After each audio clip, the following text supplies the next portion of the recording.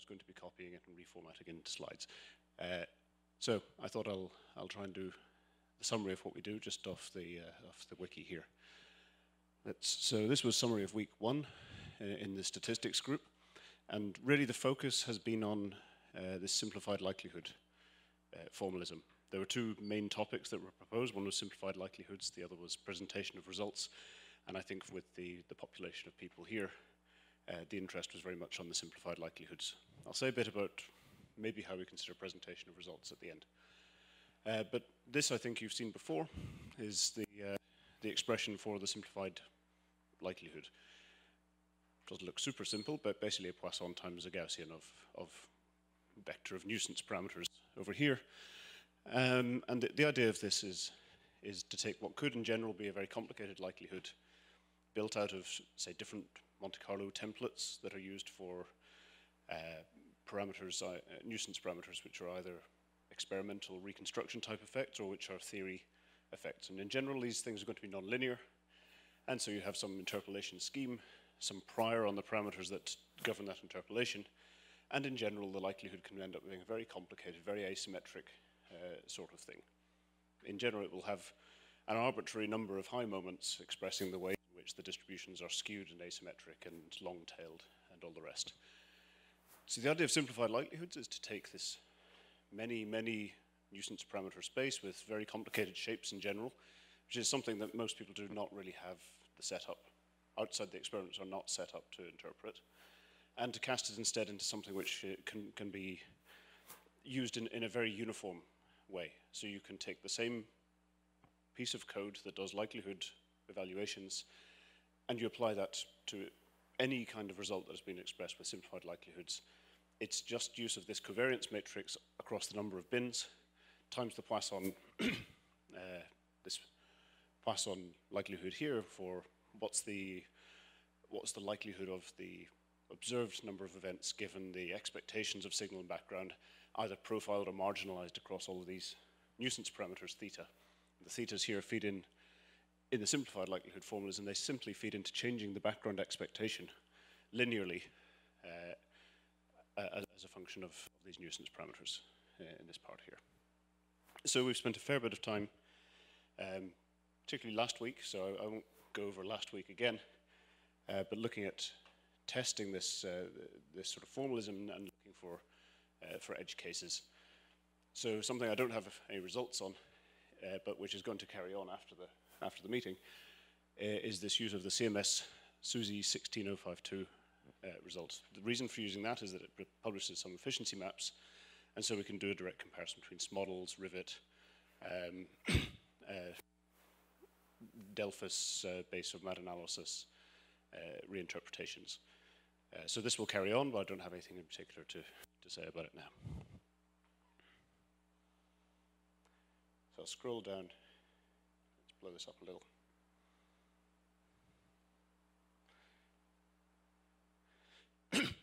So this was our ideas for week 2. Comparison of the simplified likelihoods with unfolded measurements was proposed. These proposals up here. Breaking down covariances into different error sources, or something of that kind.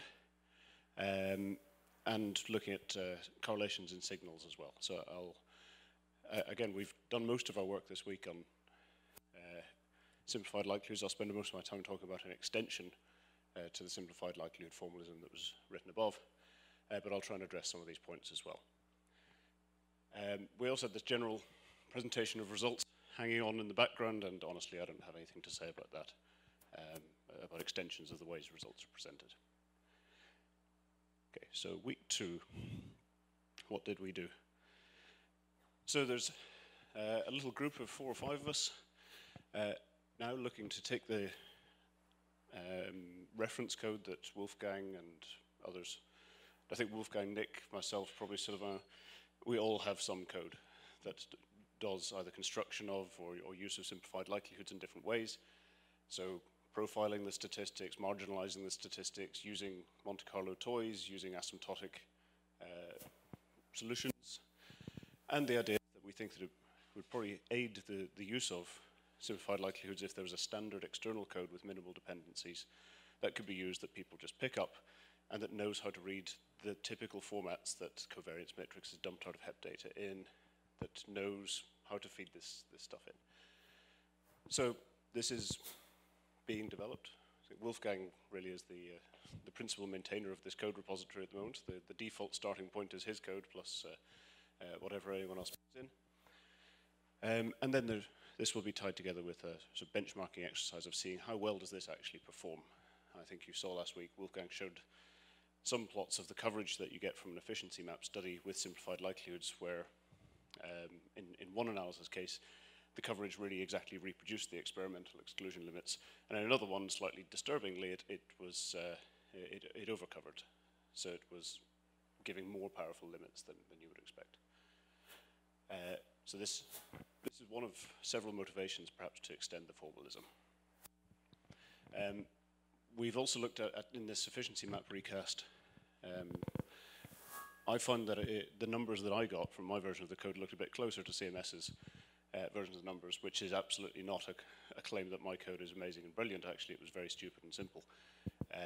But we don't entirely understand why there is a discrepancy, and why is it that the, say, more intelligent Asimov-based profiling code is not agreeing with CMS.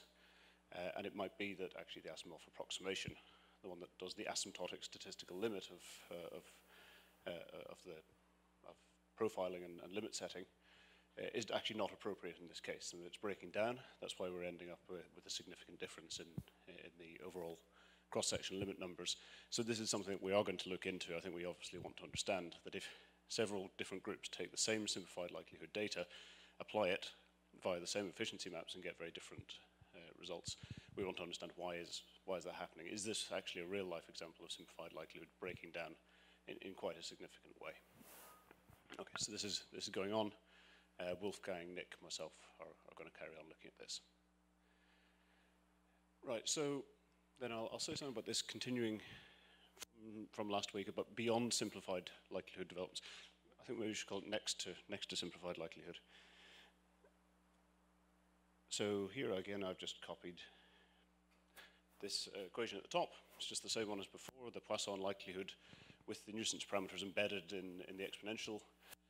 And then this Gaussian, multi-dimensional, rotated, correlated Gaussian, which expresses the way in which that space of nuisance parameters is actually distributed.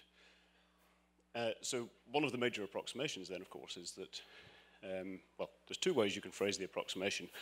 One is in the left bit. If I blow this up again, let's go up to the top. Get that big equation back up. Come. Oh, that is very big. Maybe not quite so big as that. Okay, so there's two ways that we can phrase the approximations to that overall skewed and bizarrely shaped likelihood. One is to say, well, we have this Poisson term that's asymmetric, but in it, we are only entering in the effect of the nuisance parameters in a linear way. So the theta is directly like the delta bi. The theta I here is directly entering as how much do I have to shift my bi up and down depending on the shape of that Gaussian multinormal distribution. There's nothing that fundamentally says theta there as a Gaussian distributed nuisance parameter has to have a linear effect. So you can put in as many higher order terms as you want. Of course, as you make the number of higher order terms bigger and bigger and bigger, you need more and more coefficients to be extracted experimentally and reported. So the obvious first correction is you put in a quadratic term. This is what Sylvain has done. I think through this, the idea of keeping a simplified likelihood in mind is important. The reason for doing it simplified is that people might actually use it. If you make it a next to next to next to simplified likelihood, at each step I think we reduce the, we multiply in our alpha simplified, and we reduce the likelihood that people are going to use such a system. So we want the minimal likelihood expression which actually satisfies the requirements for recasting. So the evidence that a purely Gaussian, fully symmetric simplified likelihood may actually be getting things a bit wrong is a motivation to go beyond.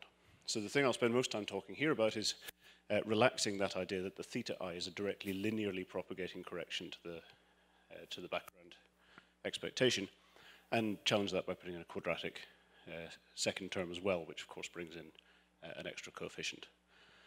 The alternative way would be to say we keep this thing with its Poisson form, but now we need to distort the multi-normal in such a way that you, again, pull the thing back to be closer to what the overall weirdly asymmetrically shaped total likelihood is in practice.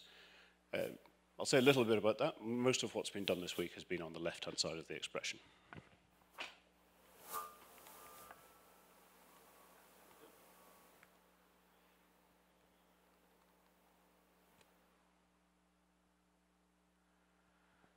Okay, so the equation that rocked the world is take the linear expression of bi plus theta I and turn it into, we just define some coefficients, ai, bi, ci.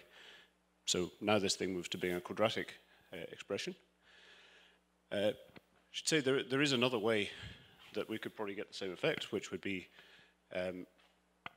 giving up on the symmetry of the Gaussian and instead expressing all the errors as asymmetric plus minus differences. You can then recapture a lot of the effect that you get from the quadratic, which is, in most of these cases with template expressions, you're interpolating between an up template and a down template and a nominal. So the shape is likely to look like a linear line from down to nominal, and something sort of linear going from nominal to the up variation. So you could either get two separate linear variations, which will get some of this asymmetry, or you can use a quadratic instead. The two of them end up being sort of equivalent to each other. Doing it this way means that you can do a fairly minimal variation on the left-hand side of the equation, rather than having to build what is actually a much more awkward, sort of asymmetric multi-normal on the right. So Sylvain's computed from, if experimentally, if you report the mean value in a bin, which is what's done already, that's the value of the bin is the mean. You report the error on that, which is, in general, is the covariance, which expresses the error in a correlated way across all of the bins of the distribution, or across all the signal regions. You then have to measure one more thing, which would be the skew. And in general, the skew across all of the bins could actually be this very complicated three-dimensional sort of tensorial object telling me that I skew this much in bin 1, which means that I co-skew somewhere else in bins 2 and 3 at the same time. This is probably too much, and again, we want to stay with the simplified likelihood, not the all orders expression. So what we use is just the diagonal skew. Can we get the principal terms of the skewness measured by the experiments? This means this is something reasonably inclusive that could be reasonably measured. If you have n bins, you're already reporting n bins mean values. You're reporting n bins squared covariance entries, modulo the symmetry. And then you just report n bins diagonal skews as well. So it's a relatively small addition to what the experiment would report. And from these numbers, you can compute, or Sylvain has computed, what are the values of these coefficients for each of the bins. And this gives us something which will then behave, give you this quadratic scaling on the effect of the nuisances on the background expectation. So Nick ran his code. This comes from it's the same toy model as is used in the CMS Simplified Likelihood Note. This is for an 8-bin distribution with some asymmetric templates feeding into the nuisance parameters on the backgrounds. And what happens in this generally is that these bins are on a falling distribution, and the distribution approaches 0 as you go to the higher bins, in such a way that the higher bins pick up more skew, more asymmetric deviations from the normal than the low values of the bins. And hopefully you can resolve this with your eyes. Let's see if I can blow this up.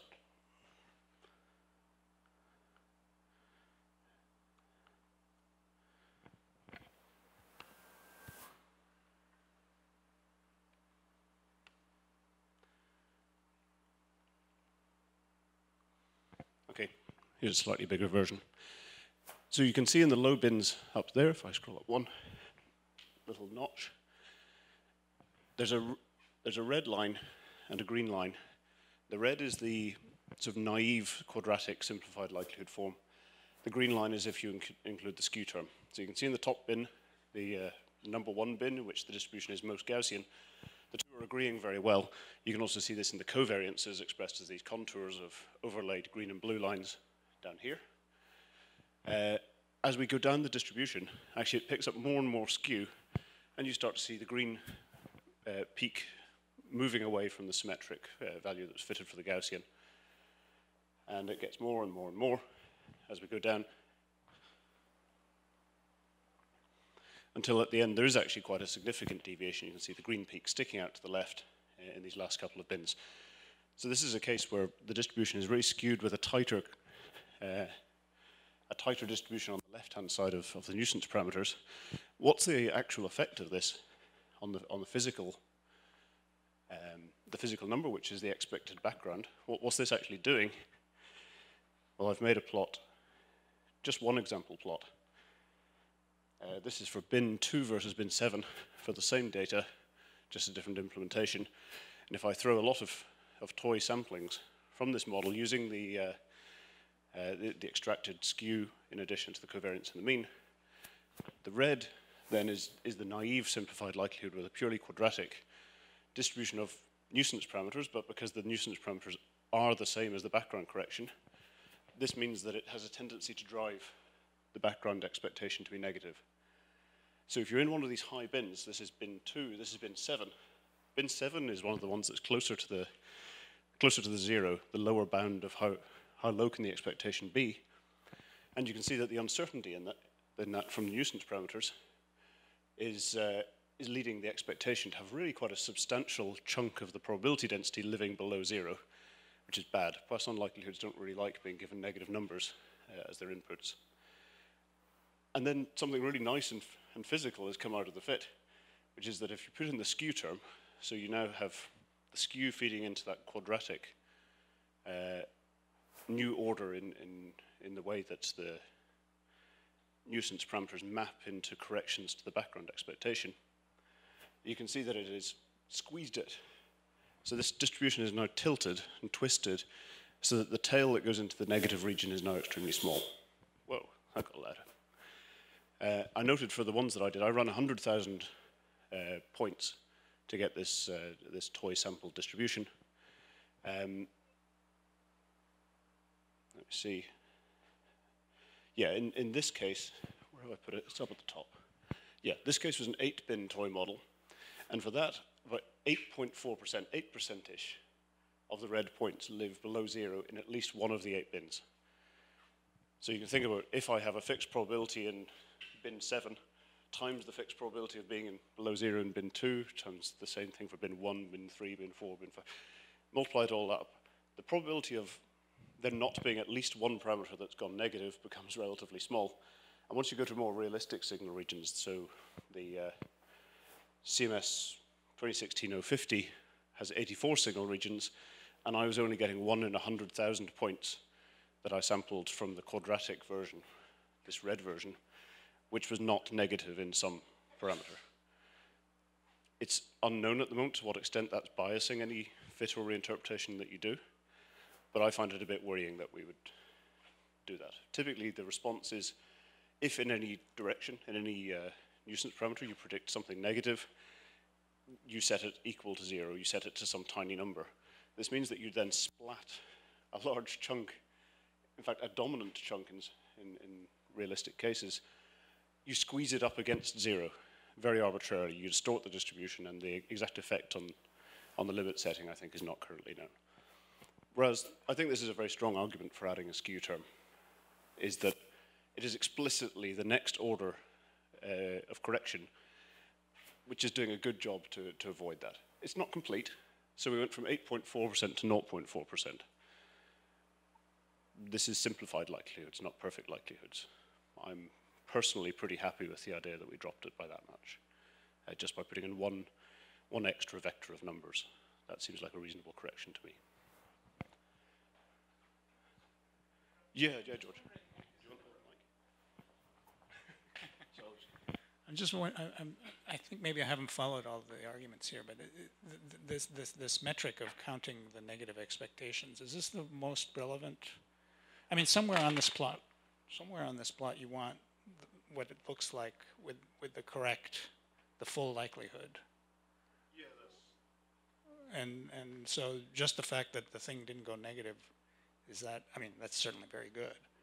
But or maybe you've already mentioned this. I guess we don't know the impact on the final, even if you put the skew term in, how well it would reproduce a full likelihood. So that, I guess you said that. So I don't, maybe I'm just repeating what you just said.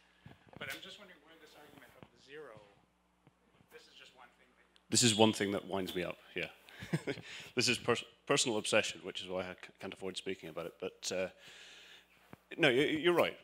It wouldn't be good if this was, say, a systematic improvement that pushed this bit away from the zero, but actually the full likelihood still looks very different. And in the end, what matters for recasting purposes? We're talking here about statistics for recasting and reinterpretation. Is it these intermediate results in a way, or is it actually what happens to the limit curve? Do we overcover? Do we? But I think we agree that if the components that go into that look more correct, then we have more faith in the robustness of the final result. So Nick's plots here, he wasn't very happy about the contour quality coming out of the toys, but down here, if you want to eyeball these, the blue was coming from the full likelihood, toy sampled out of RuFit. The green is this asymmetrically corrected version of the simplified likelihood. So I think, without digging into this in too much detail, I think I can say it looks pretty good. Right. It's not perfect. There's maybe some evidence that the peak here is narrower than is being achieved by the Gaussian with this quadratic interpolation. But generally, the agreement here is not bad. In places where you can see in the bottom rows here where the asymmetry is coming in, that nice Gaussian ellipsoid is getting distorted. It's getting squeezed along, say, this axis here. And the way in which it's getting squeezed is looking pretty similar from the skewed simplified likelihood approximation versus what's coming from sampling the full likelihood. So no, we don't have the toy samples of the full likelihood in the way that I did before. Maybe we can get it, overlay it, and see how it looks. But at least in terms of the contour distributions in these pairs, it's not looking bad.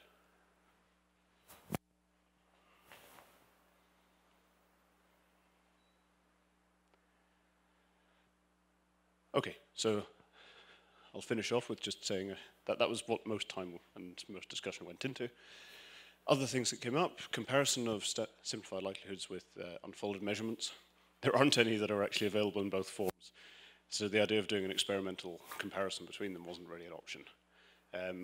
We could maybe take a toy model like the one that we just saw there. I haven't thought through the implications of how we do a toy unfolding.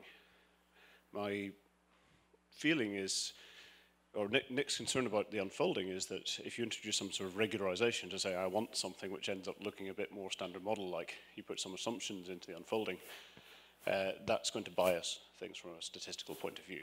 It maybe helps to get convergence in the unfolding, but it's not, statistically it's a bit dubious. If you were to do unfolding without regularization, so that's looking more feasible now than it used to, maybe there just isn't an issue. If you use an unfolding mechanism, which really is a maximum likelihood estimator, that gives you this, that's really the same thing as a profile fit. So I don't see a tension in that case, but we haven't had a concrete case to look into. The breaking down covariances into sources, I think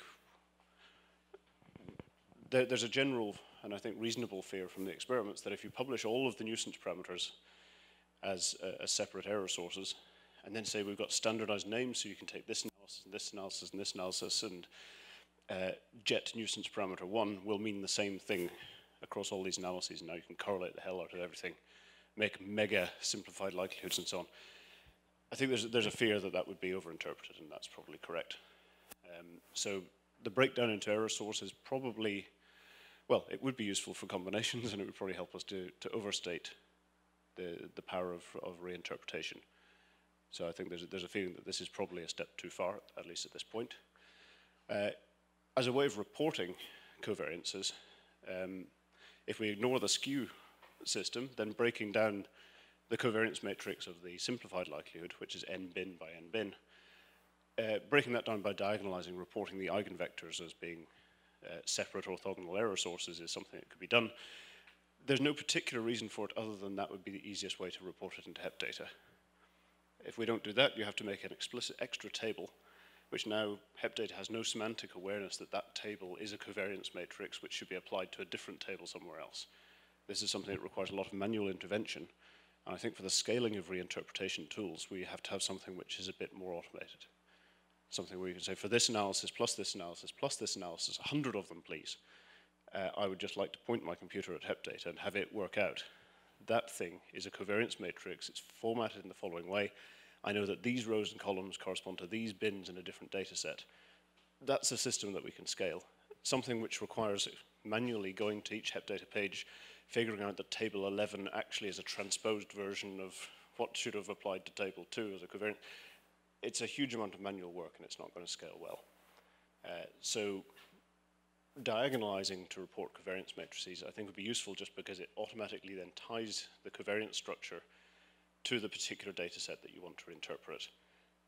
It's not clear, however, how you'd put this skew addition into it, because that thing does not scale as an error.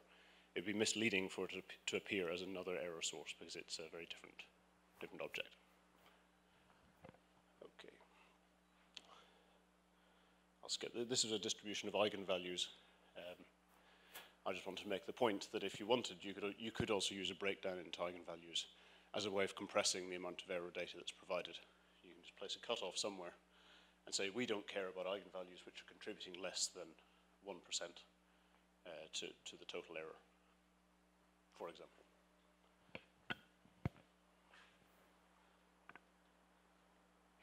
Okay, I'm nearly at the end. Signal correlations, can the experiments provide anything? We just discussed yesterday a little bit about could we do something to aid the ways in which signal correlations enter into simplified likelihoods. One is simply to report two covariance matrices.